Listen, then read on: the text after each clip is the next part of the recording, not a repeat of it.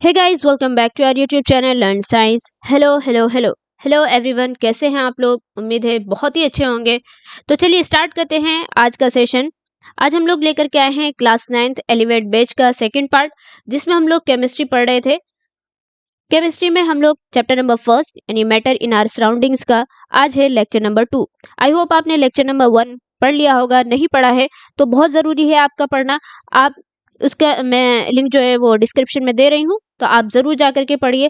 और ये पढ़ना इस वजह से भी ज़रूरी होता है क्योंकि आपको फर्स्ट लेक्चर से लेकर के सेकंड लेक्चर तक आने में आपको रिदम का पता लगे कि भाई हम लोगों ने फर्स्ट लेक्चर में क्या पढ़ा था और सेकंड लेक्चर में अब हम लोग क्या पढ़ने वाले हैं। वैसे तो मैं अभी तेज़ी से रिवाइज करवा दूंगी जो हम लोगों ने कल पढ़ा था। तो आज हम लोग पढ़ने वाले हैं matters in our surroundings, chapter number 1 class 9th science का। इसका हम लोग पढ़ने वाले हैं पार्ट 2। तो आज अगर आप लोगों ने तो इन जो चैप्टर है, टॉपिक्स इन दिस चैप्टर, तो इस चैप्टर में टॉपिक्स हैं आपके। इंट्रोडक्शन हो गया सबसे पहले कि मैटर के बारे में हम लोग इंट्रोडक्शन हमने पढ़ा। और सेकंड है फिजिकल नेचर ऑफ मैटर, ये हमारा हो गया फर्स्ट पार्ट में। ये सभी के सभी हम लोग जो है फर्स्ट पार्ट में कवर कर चुके हैं। आज हम लोग पढ़ेंगे characteristics of particle of matter और एंड स्टेट्स ऑफ मैटर। बाकी और सारे topics can matter changes it's state, और जो 6 है वो एवोपरेशन है। और इसके साथ ही हमारा चैप्टर जो है वो कंप्लीट हो जाएगा।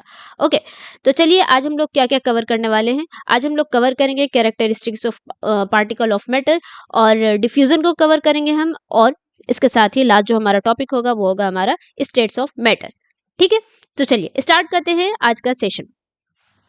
सबसे पहले अगर आप शुरू से देखें कि इस चैप्टर में हम लोगों ने क्या पढ़ा था, तो अगर आपको याद हो या आपने पढ़ा हो तो आपको पता होना चाहिए कि हम लोगों ने सबसे पहले इस चैप्टर में, जो चैप्टर है इसका नाम क्या है, मैटर इन आवर सराउंडिंग्स, कि हमारे जो सराउंडिंग में मैटर हैं हम उनके बारे में पढ़ने वाले हैं। तो फर्स्ट जो हमने पढ़ा था वो क्या था, इंट्रोडक्शन था कि भाई बेसिकली मैटर होता क्या है। फिर हमने मैटर के बारे में बताया कि कोई भी ऐसी चीज जिसके अंदर मास हो और वो किसी भी स्पेस को ऑक्यूपाई करे तो हम लोग उसको वो मैटर की कैटेगरी में आता है। और जब हमने एग्जाम्पल्स देखे तो दुनिया की हर चीज जो कि आपके आसपास है, हवा हो गई, पानी हो गया, आपका खुद का वजूद हो गया, और इवन आपके जितने भी आप जिस रूम में बैठे हुए हैं उस रूम में जो मौजूद जितनी भी चीज़ें हैं वो सभी के सभी मैटर के अंदर आ जाती हैं। उसके बाद हम लोगों ने जो है मैटर के जो फिजिकल नेचर है मैटर का, कि भाई मैटर बेसिकली होता क्या है, दिखता कैसे है, बना हुआ किससे है, उससे इसके बारे में पढ़ा। और हमारा फर्स्ट जो है चैप्टर फर्स्ट हमारा लेक्चर जो है वो कंप्लीट हो गया। हमने बस यही पे पढ़ा था, ज़्यादा नहीं पढ़ा था। ठीक है, तो चलिए आज हम लोग क्या पढ़ने वाले हैं, characteristics of particles of matter, कि मैटर के जो पार्टिकल्स होते हैं उनकी क्या क्या कैरेक्टरिस्टिक्स होती है, उनकी क्या क्या खुसूसियात होती हैं। हमने मैटर के पार्टिकल्स के बारे में तो पढ़ लिया कि जो मैटर के पार्टिकल्स होते हैं वो बहुत ही छोटे, यानी उनकी फिजिकल नेचर क्या होती है कि वो इतने ज़्यादा महीन होते हैं, इतने ज़्यादा महीन होते हैं कि आप उनको, इतने ज़्यादा छोटे होते हैं, इतने ज़्यादा टाइनी होते हैं कि आप उनको नेकेड आई से नहीं देख सकते। ठीक है, तो अब वो जो पार्टिकल हैं मैटर के, उनकी क्या क्या खुसूसियात हैं, यानी उनकी क्या क्या विशेषताएं हैं, हम उसके बारे में पढ़ने वाले हैं। कि बेसिकली जो वो पार्टिकल हैं उनके उनके बीच में स्पेस होता है या नहीं होता है, या ये है कि वो एक दूसरे को अट्रैक्ट कर रहे हैं, या और भी दूसरी विशेषताएं, हम उसके बारे में आज डिटेल में पढ़ने वाले हैं।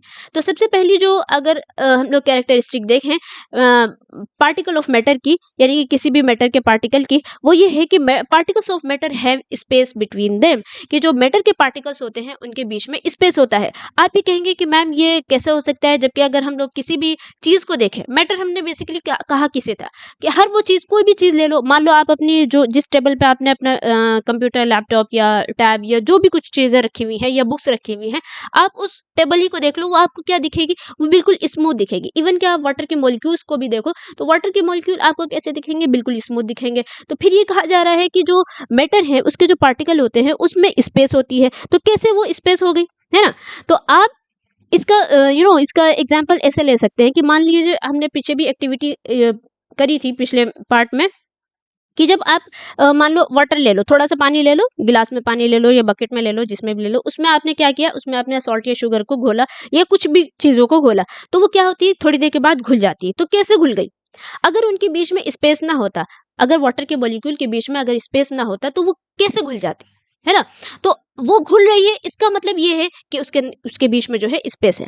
अब दूसरा एग्जांपल हम लोग ऐसे ले लेते हैं, मान लीजिए आपकी टेबल है, आपने उस टेबल पे आपका थोड़ा सा पानी गिर गया, पानी गिरने के बाद जो है वो आप थोड़ी देर के बाद आकर के देखेंगे कि पानी जो है उसने पानी ने सॉरी टेबल ने जो है पानी को एब्जॉर्ब कर लिया। कैसे एब्जॉर्ब कर लिया? अगर आपको बज़ाहिर तो दिख रही है, सामने से आपको दिख रही है कि टेबल बिल्कुल स्मूथ है, ठीक है, टेबल बिल्कुल स्मूथ है, उसमें कोई भी आपको होल, कोई भी स्पेस नहीं दिख रहा है। लेकिन उस बाद में जब आप थोड़ी देर के बाद आप देख रहे हैं कि पानी है या कुछ भी चीज़ गिर गई, चाय गिर गई, कॉफ़ी गिर गई या कोई भी लिक्विड गिर गया, वो जा करके एब्ज़ॉर्ब हो गया उसके अंदर, उसने टेबल ने जो है अपने अंदर उसको एब्ज़ॉर्ब कर लिया। तो कैसे कर लिया? इस वजह से, क्योंकि जो टेबल के पार्टिकल थे, है ना? जो टेबल जो एक मैटर है, उसके जो पार्टिकल थे उनके बीच में स्पेस होती है, ठीक है? आई होप ये आपको समझ में आ गई होगी कि फर्स्ट जो कैरेक्टरिस्टिक है, फर्स्ट जो विशेषता है वो क्या है कि particles of matter have space between them, कि उनके बीच में जो है स्पेस होता है। चलिए आगे चलते हैं। सेकेंड हम लोग जो इसकी कैरेक्टरिस्टिक है मैटर के पार्टिकल की, वो क्या है कि particles of matter attract each other, कि मैटर के पार्टिकल जो होते हैं वो एक दूसरे को अट्रैक्ट करते हैं। अच्छा जी, ये क्या बात हो गई कि एक दूसरे को अट्रैक्ट करते हैं? अच्छा, अगर आप मैं इसके एग्जांपल दूं कि मान लो कोई आपने टेबल ही का एग्जांपल ले लें, या आप अपने पेन का एग्जांपल ले लें, या आप अपने खुद का एग्जाम्पल लें। आप भी एक मैटर हैं, जो आपकी टेबल है वो भी एक मैटर है, जिस चेयर पे आप बैठे हैं वो भी एक मैटर है, जो पेन आपने हाथ में ले रखा वो भी मैटर है, जो बुक आपके पास है वो मैटर है, जो कॉपी आपके पास है वो मैटर है। तो everything that has mass and occupies space is called matter, यानी हर चीज मैटर है। तो अगर जो मैटर के पार्टिकल हैं, ये जो एक कोई भी मैटर है, वो एक अपने एक उसने एक शेप क्रिएट कर रखी है, उसकी एक उसका एक शेप है, तो वो कैसे है? मान लो एक पेन ही है, तो वो एक पेन जो है वो कैसे एक पेन है? क्यों? क्योंकि उसके जो भाई पेन बना किससे है? पेन एक मैटर है, ठीक है? और मैटर जो है वो छोटे-छोटे वो टाइनी पार्टिकल से बने हुए हैं, ये भी हमें बात पता है। तो जो मैटर के जो टाइनी पार्टिकल्स हैं, यानी कि इस पेन ने अपने एक शेप को क्रिएट कैसे कर रखा है? इस वजह से कर रखा है क्योंकि इसके जो पार्टिकल्स हैं वो आपस में एक दूसरे को अट्रैक्ट किए हुए हैं। अगर ये एक दूसरे को अट्रैक्ट ना किए हुए होते, अगर ये एक दूसरे को अट्रैक्ट ना करते, तो पेन क्या होता? पेन का एक शेप क्रिएट ही ना होता। पेन के जो ज़र्रात हैं, पेन के जो टाइनी पार्टिकल्स हैं, वो तो एकदम बिखरे हुए होते। इवन कि दुनिया की कोई भी चीज़ वो अपनी शेप में ना होती, है ना? वो हर हर एक चीज़ जो है वो बिखरी हुई होती है। आप तसव्वुर ही नहीं कर सकते, यू कांट इमेजिन कि भाई क्या नाम उसका पार्टिकल के मैटर के जो पार्टिकल्स होते हैं वो अगर एक दूसरे को अट्रैक्ट ना करते, तो वो कोई भी चीज़ वजूद ही में ना आती, कोई भी चीज़ एक शेप क्रिएट ही ना करती, ठीक है? तो ये दूसरी कैरेक्टरिस्टिक्स हो गई कि particle of matter attract each other, ठीक है? अब हम लोग एक एक एक्टिविटी के जरिए से भी हम लोग समझ लेते हैं कि आपको क्या करना है। इसके लिए आपको एक कील लेनी है, लोहे की कील। आई होप आपके घर में होगी लोहे की, और उस स्टील की या किसी भी चीज़ की जो कील होती है, आयरन नेल होती है, वो लेनी है। और आपको क्या करना है, एक चॉक ले लेनी है, ठीक है? सॉरी बच्चों, मैं थोड़ा-सा यहाँ पे मेरी थोड़ी-सी गंदी शेप बन जाती है। ये आपने एक चॉक ले ली और आपको क्या करना है, एक रबर बैंड ले लेना है, ठीक है? अब आप क्या करेंगे, इसको आयरन के जो नेल है, इसको आप हैमर के ज़रिए से, किसी हथौड़े के ज़रिए से इसको तोड़ने की कोशिश करेंगे। ये आपने चॉक ले ली, इस चॉक को भी आप हैमर के ज़रिए से तोड़ेंगे या हाथ से तोड़ेंगे, चॉक तो हाथ से भी टूट जाती है। और जो ये रबर बैंड है, इसको भी क्या करना है, आपको इसको स्ट्रेच करना है, ठीक है? आप इसको क्या करेंगे, स्ट्रेच करने की कोशिश करेंगे। तो आप ये देखेंगे कि जो भी चीज़ है, उसको अपनी शेप से हटाने के लिए या उसकी शेप को बिगाड़ने के लिए या उसको उसको तोड़ने के लिए हमें क्या करना पड़ रहा है, एक बहुत ही ज़्यादा फ़ोर्स का इस्तेमाल करना पड़ रहा है, ठीक है? मान लो आपने किसी भी नेल को, आयरन नेल को, या जो लोहे की कील होती है, उसको तोड़ने के लिए आपने क्या किया, उसको तोड़ा। तो उसके लिए आपने एक हथौड़ा लेकर के आए, और हथौड़े को बहुत ज़ोर से मारेंगे तभी वो जाकर के चपटी होगी या वो बीच में से टूट जाएगी। तो वो टूट क्यों रही है, मतलब आपको फोर्स क्यों लगानी पड़ रही है? अगर वो उसके जो पार्टिकल्स होते, है ना, अगर जो आयरन नेल है उसके जो पार्टिकल होते वो एक दूसरे को अट्रैक्ट ना कर रहे होते, तो आप तो बहुत तेजी से आप क्या करते, आप एक उंगली ही लगाते और वो जा करके टूट जाती। लेकिन उसको आपको तोड़ने के लिए, उसको पार्टिकल्स में कन्वर्ट करने के लिए, टाइनी पार्टिकल्स में कन्वर्ट करने के लिए आपको क्या करना पड़ रहा है, बहुत ज़्यादा उस पर फोर्स लगानी पड़ेगी। इसी तरीके से चौक की बात कर लेते हैं हम लोग कि भाई जो चौक होती है, जो एक चौक होती है, आपको उसको तोड़ने के लिए भी, चाहे भले वो जो है हाथी से टूट जाए, लेकिन फिर भी आपको उसको तोड़ने के लिए एक जोर लगाना पड़ रहा है ना। क्यों लगाना पड़ रहा है? क्यों? क्योंकि इसके जो पार्टिकल्स हैं उन्होंने एक दूसरे को बहुत ज़्यादा बहुत ग्रेटर फोर्स से एक दूसरे को अट्रैक्ट कर रखा है। हाँ, ये बात है कि भाई कुछ चीज़ें हैं जो हैं वो बहुत ज़्यादा चिपकी चिपकी हुई हैं, जैसे कि आयरन की नेल हो गई भाई, कि उसको और उसको पार्टिकल्स में कन्वर्ट करने के लिए जो है आपको बहुत ज़्यादा फोर्स का इस्तेमाल करना पड़ा। चॉक को थोड़ा कम करना पड़ा, उसके जो पार्टिकल्स हैं उन्होंने थोड़ा कम अट्रैक्ट किया हुआ है। और रबर बैंड जो है उसको स्ट्रेच करने के लिए भी आपको काफ़ी ज़्यादा फोर्स का इस्तेमाल करना पड़ रहा है। तो इन इस एक्टिविटी के ज़रिए से हमें ये बात समझ में आ गई कि जो मैटर के पार्टिकल्स होते हैं वो एक दूसरे को अट्रैक्ट किए हुए होते हैं, और बहुत ही ज़्यादा बहुत मजबूती से जो है वो एक दूसरे को अट्रैक्ट किए हुए होते हैं। ठीक है, अब आपको एक दूसरी एक्टिविटी दी गई है। इस एक्टिविटी में आपको क्या करना है, पानी लेना है। एक बकेट में आप पानी ले लीजिए। ठीक है, एक बकेट लीजिए और उसके अंदर आप जो है पानी भर दीजिए, और उसके बाद अपनी एक फिंगर डालिए। जब आप फिंगर डालेंगे तो क्या होगा, पानी जो है वो साइड हो जाएगा। जैसे ही आपने फिंगर हटाई तो क्या होगा, पानी वापस से मिल जाएगा। क्यों मिल रहा है पानी? इस वजह से मिल रहा है क्योंकि वाटर के मॉलिक्यूल जो होते हैं वो एक दूसरे को अट्रैक्ट कर रहे हैं। जो मैटर के पार्टिकल्स होते हैं वो एक दूसरे को अट्रैक्ट कर रहे हैं। आई होप आपको समझ में आ गई होगी इन दोनों एक्टिविटीज के जरिए से कि जो हमने जो दूसरी कैरेक्टरिस्टिक्स पढ़ी कि particle of matter attract each other, कि मैटर के पार्टिकल जो हैं वो एक दूसरे को अट्रैक्ट करते हैं, ये आपको समझ में आ गया होगा। तो चलिए हम लोग आगे बढ़ते हैं। तीसरा हम लोग इसकी खुसूसियात या कैरेक्टरिस्टिक पढ़ लेते हैं या विशेषताएं पढ़ लेते हैं कि particles of matter are continuously moving, कि मैटर के पार्टिकल जो होते हैं वो कंटिन्यूअसली मूव करते रहते हैं। अच्छा, ये क्या बात हो गई कि मैटर के पार्टिकल, अभी तो आप कह रहे हो कि मैटर के पार्टिकल एक दूसरे को अट्रैक्ट कर रहे हैं, फिर आप कह रहे हो कि मैटर के पार्टिकल्स मूव भी करते हैं और कंटिन्यूअसली मूव भी करते हैं। तो देखिए, ये एक खुसूसियात है, मतलब एक कैरेक्टरिस्टिक्स है कि मैटर के पार्टिकल जो होते हैं वो मूव भी करते हैं। अच्छा, इसका एग्जाम्पल मैं आपको कैसे दे दूं? जैसे कि फॉर एग्जाम्पल आप एक कमरे में हो, आपने क्या किया, अपने ऊपर परफ्यूम छिड़का। ठीक है, आपने परफ्यूम लगाया, और जो आपके साइड में कमरा है या दूर है, वहां पे आपकी मम्मी है, पापा हैं, बहन भाई जो भी हैं, तो उन्होंने उस परफ्यूम की खुशबू को महसूस किया और वो आपके पास आए, क्या यार कितना अच्छा लगाया आपने, क्या भैया आपने कितना अच्छा सा परफ्यूम लगाया है, बहुत अच्छी खुशबू है। तो आपने तो परफ्यूम लगाया था इधर, और खुशबू उन लोगों को वहां तक चली गई। कैसे चली गई? कैसे चली गई? जबकि जो मैटर के पार्टिकल्स होते हैं वो अगर एक दूसरे को बहुत ज़्यादा अट्रैक्ट किए हुए होते तो उन तक तो खुशबू भी ना जान उन तक खुशबू नहीं जानी चाहिए। तो इससे ये बात साबित होती है कि मैटर के पार्टिकल्स जो होते हैं वो एक दूसरे को अट्रैक्ट करते हैं। दूसरा एग्जाम्पल मैं आपको दे दूं, मान लो आपने एक कमरे में अगरबत्ती जलाई, उस कमरे तक खुशबू रही, थोड़ी देर के बाद जो साइड वाले कमरे हैं उस वहां तक की भी खुशबू चली जाती है। आप घर के अंदर एंटर करो तो आपको एकदम से खुशबू आ जाएगी कि नहीं, घर में जो है अगरबत्ती जली हुई है ना। तो ये सारी चीजें हमें क्या प्रूव कर रही हैं कि मैटर के पार्टिकल जो होते हैं वो कंटिन्यूअसली मूव करते रहते हैं। आई होप आपको समझ में आ गया होगा। तो चलिए, अब यहाँ पे जो है एक एक्टिविटी दी गई है, उस एक्टिविटी के जरिए से आपको एक कंसेप्ट समझाने की कोशिश की जाएगी, और वो कंसेप्ट है आपका डिफ्यूजन का। ठीक है, डिफ्यूजन का कंसेप्ट है जो कि मैं आपको अभी बताऊंगी। इसके लिए पहले आप एक्टिविटी को समझ लीजिए कि एक्टिविटी में क्या कहा जा रहा है। आपको क्या करना है, 2 बीकर लेना है। ठीक है, आपने एक बीकर लिया, 2 ग्लासेस ले लीजिए, 2 बीकर ले लीजिए। ठीक है, एक मिनट हम कलर चेंज कर लेते हैं ताकि आपको और अच्छे से समझ में आए। एक और बीकर लिया आपने, और उस बीकर के अंदर आपको क्या करना है, उसके अंदर पानी को भर देना है। ठीक है, आपने उसमें पानी भर दिया। अब आपको क्या करना है, इसके अंदर जो है इस वाले बीकर के अंदर आपको इंक डालनी है। ठीक है, कोई सी इंक डाल लीजिए, ब्लू इंक डाल लीजिए, मान लो आपने ब्लू इंक डाल दिया, और इसके अंदर जो है वो आप क्या डालेंगे, इसके अंदर आप डालेंगे हनी। 1 चम्मच आपने हनी को डाल देना है। ठीक है, थोड़ी देर के बाद आप क्या देखेंगे, आपको क्या करना है, इसको थोड़ी देर के लिए छोड़ देना है, क्योंकि हमें बाद में इसको, भाई हम एक्टिविटी करें ना, तो ऑब्जर्वेशन भी हमें निकालनी पड़ेगी। बाद में हम ऑब्जर्व करेंगे कि भाई क्या मसला है, क्या देखें।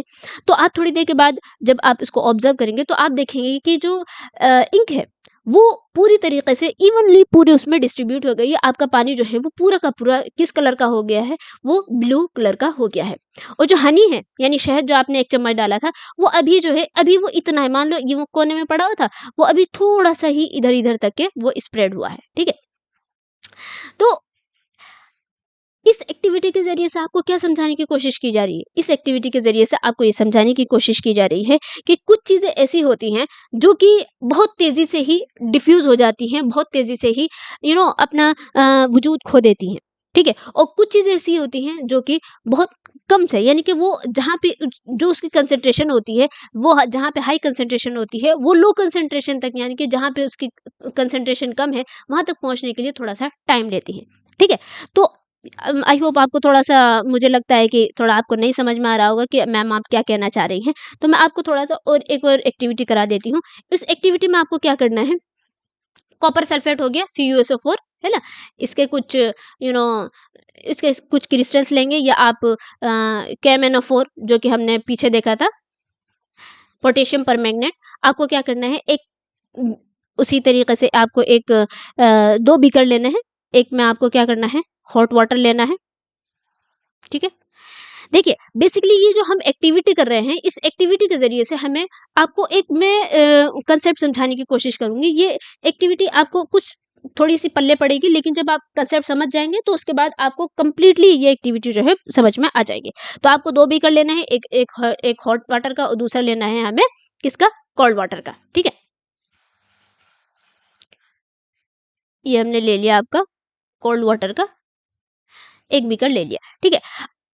अब आप क्या करेंगे, इसके अंदर जो है मान लो कॉपर सल्फेट हो गया या KMnO4, मान लीजिए हमने KMnO4 ले लिया, पोटेशियम परमैंगनेट ले लिया। ठीक है, और ये आपको पता भी है ये किस कलर का होता है, ये पर्पल कलर का होता है। ठीक है, इसके हमने कुछ क्रिस्टल्स लिए और उसको क्या कर दिया, हॉट वाटर में डाल दिया और कोल्ड वाटर में भी डाल दिया। ठीक है, अब आपको क्या करना है, थोड़ी देर के लिए उसको छोड़ देना है।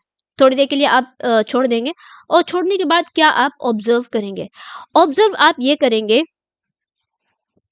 कि जो हॉट वाटर में आपने KMnO4 डाला था और जो कोल्ड वाटर में आपने KMnO4 डाला था, तो हॉट वाटर में जो KMnO4 डाला, वो तो एक जाते ही वो बहुत तेजी से डिफ्यूज हो गया, यानी कि बहुत तेजी से उसने अपना पूरा का पूरा जो उसका वजूद था, जो उसके क्रिस्टल्स थे, वो सारे के सारे टाइनी पार्टिकल्स में कन्वर्ट हो गए, और पूरे के पूरे वो जो है उसने पूरा हॉट वाटर को, यानी कि जो गर्म पानी है उसको उसने क्या कर दिया, पर्पल कलर में कर दिया, और बहुत तेजी से किया, बहुत ही कम टाइम में किया। और जो कोल्ड वाटर था उसके अंदर जो आपने डाला, तो उसने भी पानी को जो है वो पर्पल कलर किया, लेकिन उसने टाइम जो है वो ज़्यादा लिया। तो यहाँ से भी एक बात आपको समझाने की कोशिश की जा रही है कि जो डिफ्यूजन का प्रोसेस होता है, यानी कि जब हम हाई कंसंट्रेशन को, किसी चीज़ को भी हाई कंसंट्रेशन, यानी कि जो हमने KMnO4 के जो क्रिस्टल्स थे उसकी क्या थी, वहाँ पे हाई कंसंट्रेशन, आपने जो चम्मच में लिए थे उसकी वहाँ पे हाई कंसंट्रेशन थी। जब हमने उसको लो कंसंट्रेशन में डाला तो उसने वो डिफ्यूज तो हुआ, लेकिन अगर हम उसको और एनर्जी दे दें, यानी हम उसको कोई काइनेटिक एनर्जी दे दें, या हमने उसको हीट एनर्जी दे दी, या कोई और सी भी एनर्जी दे दी, तो वो बहुत तेजी से डिफ्यूज हो जाता है, बहुत तेजी से जो है वो घुल जाता है। और जहाँ पे अगर हमने कोल्ड वाटर लिया था, यहाँ पे हमने कोई एनर्जी नहीं दी थी, यहाँ पे हमने हीट एनर्जी दी थी, तो वो तेजी से डिफ्यूज हो गया। और यहाँ पे जो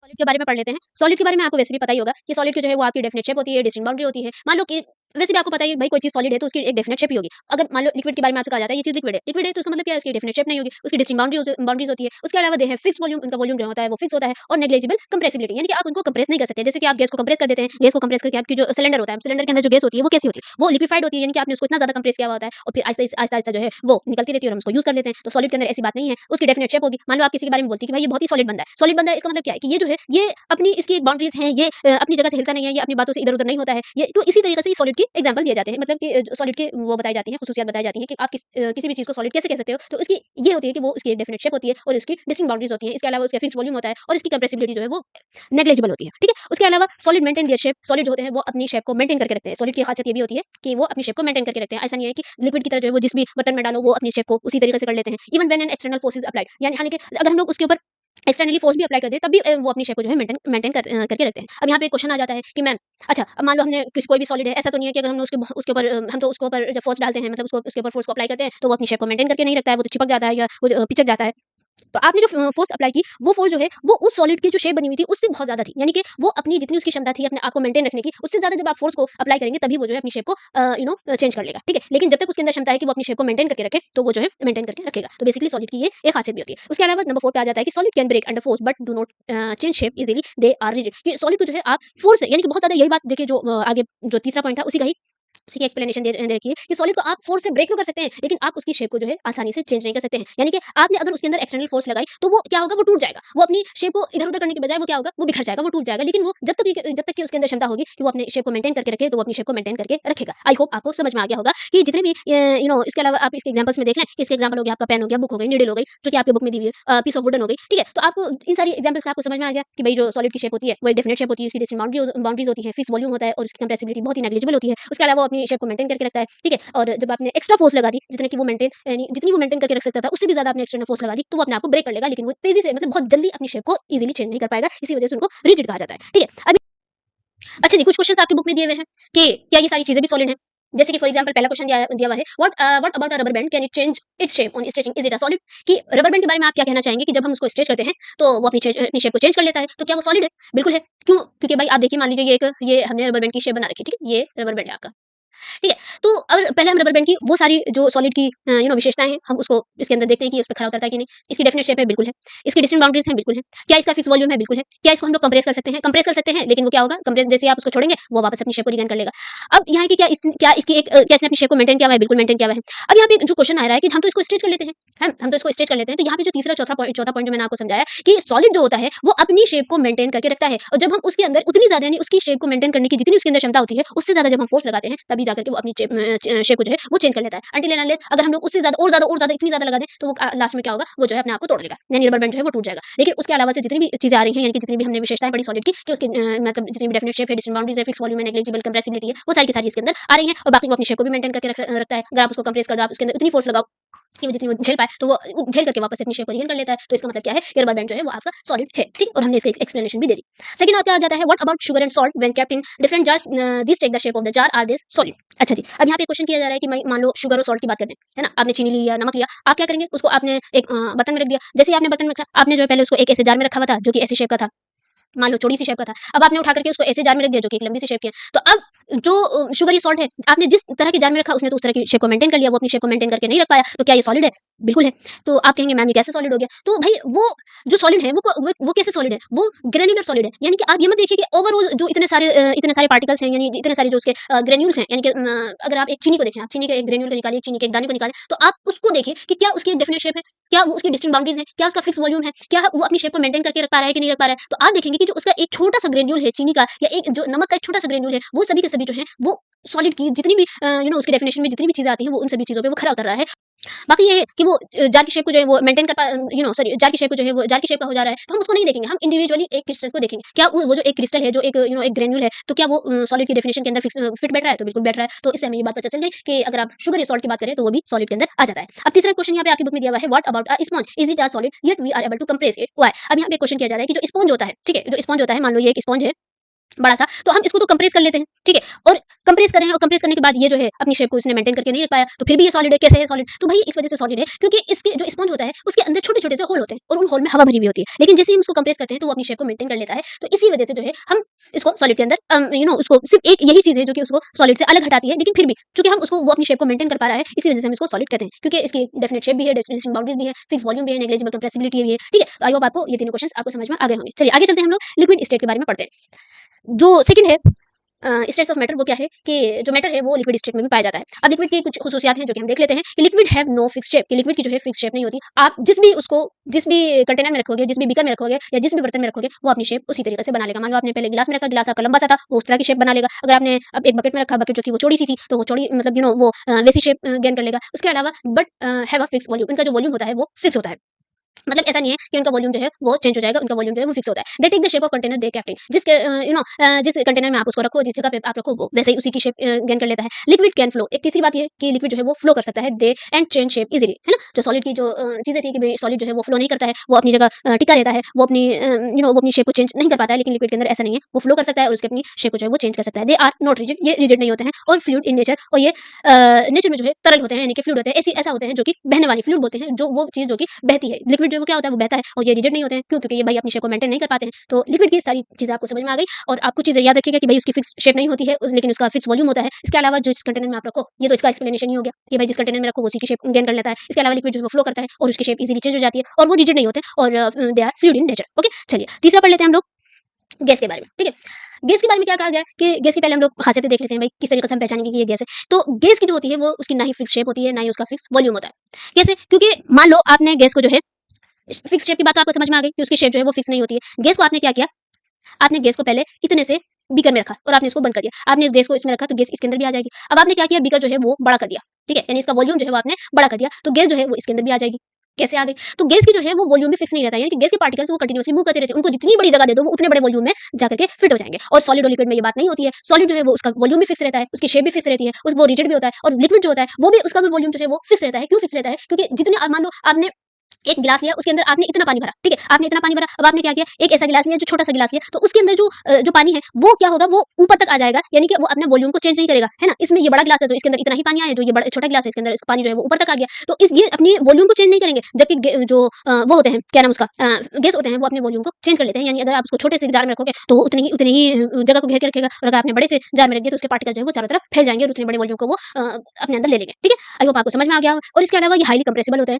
क्यों? लिक्विड होती है वो कंप्रेसिबल नहीं होती, आप उसको कंप्रेस नहीं कर सकते, लेकिन आप गैस को कंप्रेस कर सकते हैं। इसका सबसे बेहतरीन एग्जांपल आपके घर में जो गैस सिलेंडर होता है, उसके अंदर गैस वो कैसी होती है, वो कंप्रेसिबल होती है, यानी लिक्विफाइड होती है। गैस को बहुत ज़्यादा कंप्रेस करके हम रखते हैं, और फिर हम इसको एक नॉब के जरिए से वो बाहर निकलती रहती है और हम यूज़ करते रहते हैं। इसके अलावा ये डिफ्यूज़ेस क्विकली, ये बहुत तेज़ी से डिफ्यूज़ हो जाती है, यानी कि अगर इसको एक जगह से दूसरी हाई कंसंट्रेशन से लो कंसंट्रेशन की तरफ जाना होता है तो ये बहुत तेज़ी से डिफ्यूज़ हो जाती है। इसकी जो डिफ्यूजन रेट है वो बहुत ज़्यादा है, लिक्विड से ज़्यादा है। लिक्विड में भी डिफ्यूजन रेट है, लेकिन इसकी जो डिफ्यूजन रेट है वो बहुत ज़्यादा है, लिक्विड से ज़्यादा है। Exert pressure due to fast random motion of particle. और ये जो है गैस क्या करती है, गैस चूंकि इसके जो पार्टिकल्स होते हैं वो बहुत तेजी से मूव करते हैं, वो इसके जो पार्टिकल्स होते हैं, गैस के पार्टिकल्स होते हैं, वो बहुत तेजी से मूव करते हैं। इसकी वजह से जब ये मूव करते हैं बहुत तेजी से, तो ये जो जिस भी कंटेनर में हो गया, तो उसकी जो वॉल होती है उसके अंदर ये प्रेशर को क्रिएट करते हैं, ये चीज आपको बताई जा रही है, ठीक है। तो गैस के बारे में हमने कुछ चीजों को पढ़ा कि गैस की जो है ना तो फिक्स शेप होती है, ना इसका फिक्स वॉल्यूम होता है, ये हाईली कंप्रेसिबल होती है, ये तेजी से डिफ्यूज कर जाती है, और चूंकि इसके जो पार्टिकल्स होते हैं उनका कोई फिक्स मोशन नहीं होता, रैंडम मोशन होता है, बहुत ही फास्ट होता है। तो इसकी वजह से, और अगर हम उसको थोड़ी सी और एनर्जी दे दें, मान लो जैसे कि आप अपने घर में किचन में जो है आप कुकर ही को ले लो, कुकर के अंदर क्या होता है, पानी होता है। जब आपने नीचे से हीट एनर्जी दी तो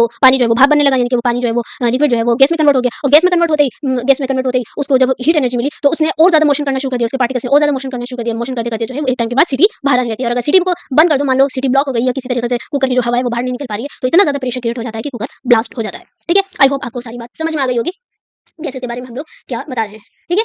चलिए आगे चलते हैं। सो गैस के बारे में और चीज़ों को हम लोग पढ़ लेते हैं कि gas have no fixed shape और volume, they fill the entire container, they are kept in. अच्छा, यहाँ पे जो आपको पॉइंट्स बताए गए थे उन्हीं पॉइंट्स को यहाँ पे और ज़्यादा एलोब्रेट किया गया है। कि गैस की जो है ना तो फिक्स शेप होती है ना ही वॉल्यूम होते हैं, जिस भी कंटेनर में उसको रखो वो उसी की शेप ही गेन कर लेता है। Gases are highly compressible, gas जो होते हैं वो बहुत ज्यादा उनको आप जितना चाहो उतना ज्यादा कंप्रेस कर सकते हो। That is why a single gas cylinder can fill many balloons. For example LPG cylinder हो गया, ऑक्सीजन सिलेंडर हो गया, सीएनजी हो गया, ये सभी के सभी जो कि सीएनजी व्हीकल में चलता है, तो ये जो है ये सारे के सारे गैसेज के एग्जांपल हैं और इनके अंदर जो गैस को रखा जाता है वो बहुत ही ज्यादा कंप्रेस करके रखा जाता है। ठीक है, हाई कंप्रेसिबिलिटी होती है, allows gas to be stored and transport easily in small cylinder, और इसी की वजह से हम छोटे से छोटे सिलेंडर में बहुत ज्यादा गैस को, यानी कि आपको एक छोटा सा सिलेंडर होगा उसके अंदर जैसे कि आप अपने घर के जो सिलेंडर होता है इसके अंदर आप बहुत ज्यादा गैस को स्टोर कर सकते हो, और ये इसकी एक खासियत है, तो इसकी वजह से हम इसका फायदा भी उठाते हैं। ठीक है, चलिए आगे चलते हैं। गैस के पार्टिकल्स होते हैं move randomly at high speed. Gases के जो पार्टिकल्स होते हैं वो बहुत ही हाई स्पीड में बहुत तेजी से मूव करते हैं और रैंडमली मूव करते हैं। ऐसा नहीं है कि एक ही डायरेक्शन में मान लो ये वाला पार्टिकल जा रहा है तो वो इसी डायरेक्शन में जाएगा, नहीं, वो कभी इधर जाएगा, कभी इधर जाएगा, कभी इधर जाएगा, कभी उधर जाएगा, यानी कि इसके जो पार्टिकल्स होते हैं वो रैंडमली मूव करते रहते हैं। This random motion causes them to hit each other and the wall of the container producing gas pressure. तो ये जो रैंडम मोशन होता है, ये जो मैंने आपको बताया कि कुकर का एग्जांपल ले लो या कोई ऐसा बर्तन ले लो जिसके अंदर आपने पानी को गर्म किया हुआ है, तो उसके जो उसके अंदर जो लिक्विड होगा वो गैस में कन्वर्ट होगा, और गैस में कन्वर्ट होने के बाद जो है वो क्या करेगा, जब उसको हीट एनर्जी मिलेगी तो वो एक उसके जो पार्टिकल्स हैं वो चूंकि पहले से मूव कर रहे थे, आपने और एनर्जी दे दी तो और तेजी से मूव करेंगे, और तेजी से मूव करेंगे तो जो उसकी वॉल होगी, ये मान लो ये एक कंटेनर है, इसकी वॉल को और ज्यादा हीट करेंगे तो उसके ऊपर प्रेशर बनेगा। अगर यहाँ पे एक सीटी है तो सीटी उठ जाएगी, नहीं उठी, अगर मान लो सीटी ब्लॉक हो गई तो इतना ज्यादा इसकी वॉल पे प्रेशर हो जाएगा कि ये ब्लास्ट हो जाएगा। अब यहाँ पे चौथा जो पॉइंट बताया गया है कि gases diffuses very fast, gas जो है वो बहुत तेजी से इनकी जो डिफ्यूजन रेट होती है वो बहुत ज्यादा होती है। The smell of cooked food spread quickly because gas particle have large spaces between them and move rapidly, कि जो गैस के पार्टिकल्स होते हैं उनके बीच में बहुत ज्यादा स्पेस होते हैं। आपको बताया ना कि गैस की जो है कोई फिक्स शेप नहीं होती, कोई उसका फिक्स वॉल्यूम भी नहीं होता, उसको जिस कंटेनर में जिस जगह पे रख दो वो वहीं पे पूरा का पूरा स्प्रेड होकर के दिखा देगी, वो बहुत तेजी से डिफ्यूज हो जाती है। इवन के लिक्विड के बारे में कहा जाए, लिक्विड भी डिफ्यूज होते हैं, लेकिन जो गैस के मुकाबले में लिक्विड बहुत ही कम तेजी से डिफ्यूज होते हैं। ठीक है, एक एक्टिविटी दी गई है, इसको हम लोग कल कवर कर लेंगे, आपकी बुक में मैंने शायद कवर नहीं किया है। तो यहाँ पे आपको एक आपको तो चलिए यहाँ पे एक छोटी सी समरी है कि भाई सॉलिड लिक्विड और गैस के बारे में मेन पॉइंट आप देख लेते हैं कि सॉलिड जो होता है वो रिजिड होता है, इसकी शेप जो होती है वो फिक्स होती है और फिक्स वॉल्यूम होता है, एंड कैन बी स्क्वेश्ड, और हम इसको जो है स्क्वेश नहीं कर सकते हैं। ठीक है, और यानी कि हम उसको कुचल नहीं सकते हैं, ये रिजिड होते हैं। आप ऐसा नहीं है कि आप उसको अगर आपने उंगली लगाई, हाथ लगाया तो आप वो तेजी से ही वो कुचल जाएगा, अपनी शेप को जो है एकदम खत्म कर लेगा, या दूसरी शेप को मेंटेन कर लेगा, ऐसा नहीं होता है। सॉलिड होते हैं वो रिजिड होते हैं, इनकी शेप फिक्स होती है। जबकि लिक्विड के बारे में कहें तो इनके ये रिजिड नहीं होते हैं, जिस कंटेनर में रखो तो उसी कंटेनर की शेप गेन कर लेते हैं। हाथ में डालो, हाथ डालो तो वो चिपक जाएंगे, पिचक जाएंगे, अपनी जगह से हट जाएंगे। इसके अलावा इनकी कोई शेप फिक्स नहीं होती है, और इनका ही लेकिन इनका वॉल्यूम जो होता है फिक्स होता है। यानी कि ऐसा नहीं है कि आपने इसको छोटे से बर्तन में डाला और उसके बाद दूसरे बड़े बर्तन में डाला तो ये अपने वॉल्यूम को बढ़ा लेंगे, नहीं, बड़े बर्तन में डालेंगे तो वो क्या करेंगे, वो और कम हो जाएंगे, यानी कि वो उतने ही रहेंगे, वो और ज्यादा बढ़ेंगे नहीं कि भाई बड़े बर्तन में आपने डाला तो वो पूरे के पूरे बर्तन में फैल गए। इनको भी आप स्क्वेश नहीं कर सकते, आप इनको कुचल नहीं सकते। लेकिन गैस की बात करें, गैस जो होते हैं ये तो ना ही रिजिड होते हैं, ना इनकी फिक्स शेप होती है, और ना इनकी कोई फिक्स वॉल्यूम होते हैं, और इनको आप जो है कैन बी स्क्वेश, आप इनको स्क्वेश कर सकते हैं। आई होप आपको आज का लेक्चर समझ में आ गया होगा। तो आज हमने 2 टॉपिक्स कवर किए, और हम लोग अब हमारे 2 टॉपिक और रह गए हैं, इसको हम लोग अगले जो हमारा अगला लेक्चर आएगा उसमें हम लोग कवर कर लेंगे उसमें इंशाल्लाह।